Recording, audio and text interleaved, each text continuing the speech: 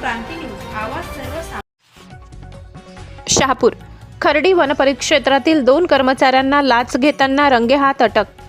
Khardi वनपरिक्षेत्रातील one विभागाच्या 2 कर्मचाऱ्यांना लाच घेताना रंगेहात अटक करण्यात आली आहे. खर्डी परिसरातील मोडक सागर धरणाच्या पाणलोट क्षेत्रातील वाळूची वाहतूक करण्यासाठी वन विभागाच्या संरक्षित क्षेत्रातून वाहतुकीला परवानगी देण्यासाठी लाचेची मागणी करण्यात आली होती. या प्रकरणी शुक्रवार दिनांक 9 जानेवारी रोजी लाचलुचपत प्रतिबंधक विभागाच्या अधिकाऱ्यांनी कारवाई करून 2 कर्मचाऱ्यांना लाच घेताना रंगेहात अटक केली आहे. प्रति ट्रक 75,000 रुपये याप्रमाणे 6 ट्रकचे एकूण 4,50,000 रुपये इतक्या रकमेची मागणी करण्यात आली होती.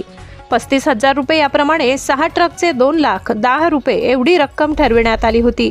ही रक्कम घेताना वनपाल भगवान जयराम भोईर वय 57 आणि वनरक्षक निलेश हुकुमचंद राठोड वय 38 यांना लाचलुचपत प्रतिबंधक विभागाच्या अधिकाऱ्यांनी कारवाई करून रंगेहात पैसे घेताना पकडले आहे.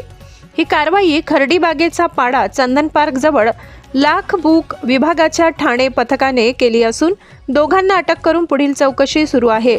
महाराष्ट्र क्रांती न्यूजसाठी प्रतिनिधी सगीर शेख, खर्डी, शहापूर. नवनवीन बातम्या पाहण्यासाठी आमच्या महाराष्ट्र क्रांती न्यूज या YouTube चॅनलला लाईक करा, सबस्क्राईब करा आणि बेल आयकॉनला प्रेस करा.